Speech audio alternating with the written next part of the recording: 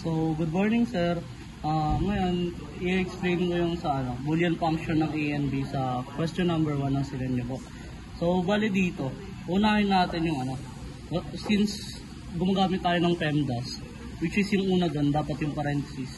Gagamitin natin, ang unahin natin, itong inner parenthesis. Bali, A times 1, magiging A siya. Tapos, ito naman din po next. Bale, sa Boolean law po kasi, kahit anong i-or mo sa 1, magiging 1 po yung sagot niya. So, ito, magiging 1 siya. So, gaya nung ginawa natin dito, A times 1, magiging 8 lang po siya. Bring down. Tapos, dito naman po, gagamit tayo ng absorption method. Kasi, dahil parehas lang sila ng element, magiging na lang to. Not B and A. Kasi ito, bring down lang din po natin. Tapos, dito naman po, gagamit tayo ng tinatawag na distributive method. So, ang gagawin natin dito, AB times not B plus AB ulit times A magiging ABA plus ito, bring down lang din natin ulit.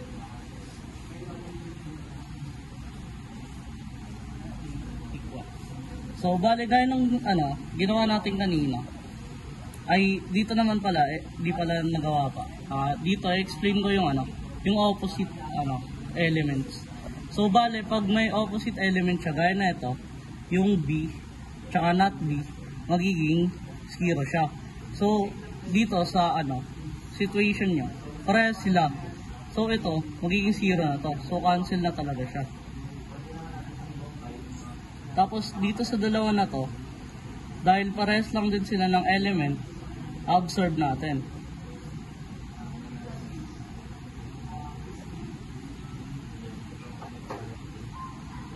Tapos, dito naman po, ayun nga, opposite.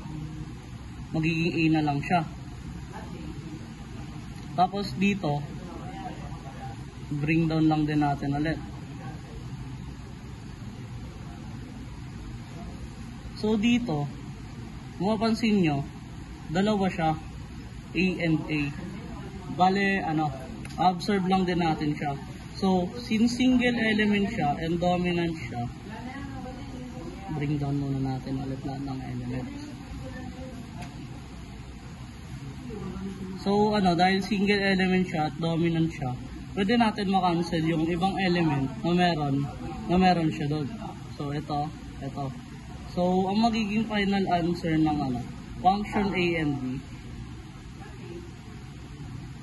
is A. Yun lang po. Salamat.